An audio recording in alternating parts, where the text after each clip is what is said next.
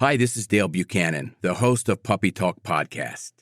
Before we get started today, I wanted to let you know of my new book, The Complete Puppy Training Manual. It's available on Amazon in 4 formats: Kindle ebook, paperback, hardcover, and audiobook. You can find it on Amazon right now. It's called The Complete Puppy Training Manual, and I will put a link in the show notes of this episode. I'm Dale Buchanan, and this is Puppy Talk, the podcast that offers advice on how to raise a happy, healthy, and obedient puppy. For more training tips, visit our website at puppytalkpodcast.com. Welcome to Puppy Talk episode number 42. Are you ready for a new puppy? This episode came about because I saw a post on Instagram from another dog trainer. Her name is Juliet Jones. She owns a dog training company based out of Rockwall, Texas. I'll put the link to her Instagram channel and her website in the show notes. This post that she has is titled the same as this episode. Are you ready for a puppy? Before you get a puppy, ask yourself these questions. 1. Why do you want a puppy? And why now? This is a great question because a lot of people get puppies impulsively and they don't think about it a lot. And I ask this to people that call me when they get a new puppy and they want training. They say, well, I've got this, I've got 2 other dogs, I've got 2 kids, and I work full time, and my husband works full time. And I say, why did you get a new puppy? And why did you get one right now? So that's always a great question to ask yourself before you get a new puppy. The second question is my home suitable for a new puppy? This is a fantastic question because a lot of homes aren't set up for a new puppy. They're not suitable because they don't have all of the right essential things that are needed to create a great environment for optimal growth and learning for the puppy. A lot of new puppy owners give their puppies way too much freedom, which makes it very hard to control them and especially potty train them. So that's a great question.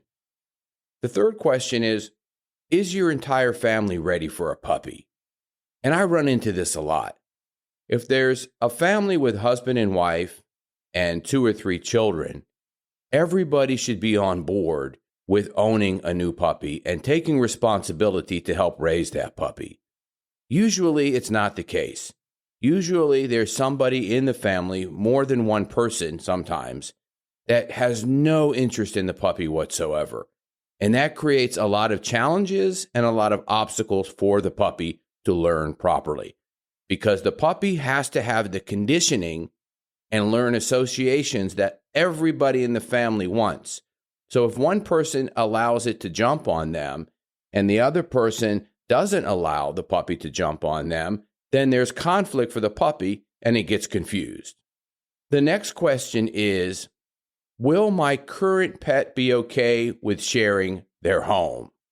I can't tell you how many times I get phone calls from people who have an adult dog and they get a puppy and the 2 aren't getting along. I would say nearly 100% of the time, there's a conflict there with the dog that's already been in the house for many years and a new puppy that comes into the picture. There's always going to be an issue with who's going to get more attention, jealousy, and so on and so forth. So you want to make sure you listen to one of my past episodes, Managing Multi-Dog Households with Trish McMillan. She explains how you bring a new puppy into the home with adult dogs that have been living there for a while. Those adult dogs have to accept the new puppy or the puppy doesn't come into the family. It's as simple as that. The next question is, does my current pet need any training? Wow, this is a mind-blowing question. And I am telling you that many, many times I get a phone call from somebody and they say, we just got an 8-week-old golden retriever and we have a 5-year-old Labrador retriever and they're not getting along. So I want to find somebody who can come train my puppy and also do some training for my adult dog as well. This is a tough one for trainers, especially if the trainer works alone. He has to go and he has to work with 2 different dogs and 2 different levels of training, because puppy training is a little bit different than adult dog training or remedial training. The dog that's an adult may have already had the training before, but the owners were not reinforcing the training over the years. And this is not a good situation, because that adult dog that's 5 years old should be very stable and very well behaved before a new puppy comes into the home. The next question to ask yourself is, am I going to be able to dedicate time and money into proper and humane training?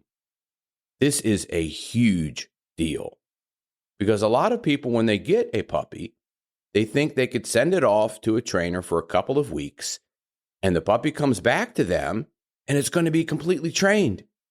And this isn't exactly how it works. I don't do board and train, and I don't know personally any trainers who do board and train. Most of the trainers that I know that are colleagues of mine go to people's homes and do the training there. And that's what I do. I find it works really well, but the owners have to follow through with the training. I can show them how to do sit, down, stay, come, leave it, drop it, wait, and all of the other commands that are necessary for a well-behaved dog. But the owners have to follow through every single day with a little bit of training with the puppy to make sure they're retaining the lesson and can learn it much quicker and it stays with them. Because if you're not following through with the training in between lessons, and really throughout the entire dog's life, then they're just going to forget what they learned and go back to bad habits or start bad habits. And that's not good.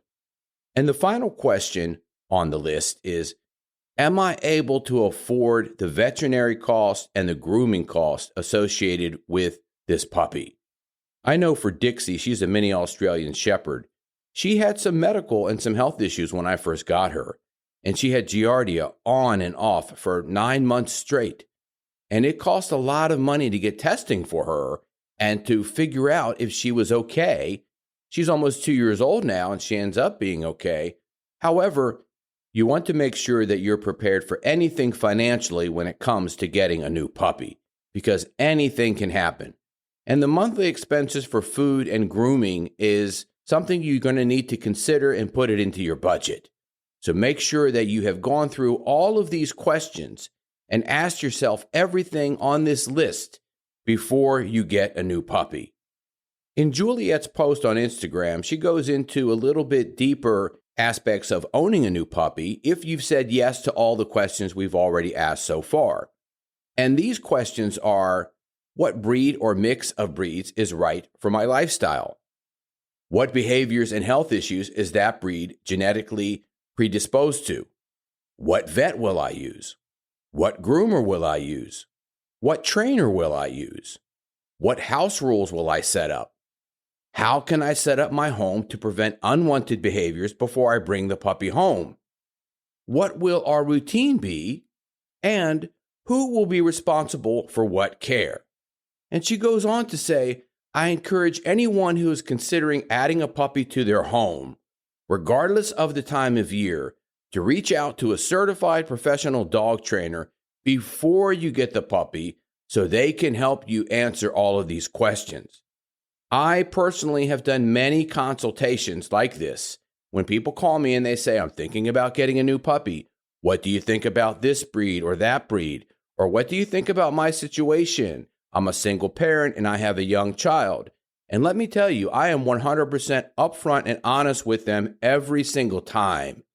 And the people that contact me to ask me these questions are always very appreciative of my input. I do a 15-minute phone consultation with everybody that contacts me through Top Gun Dog Training.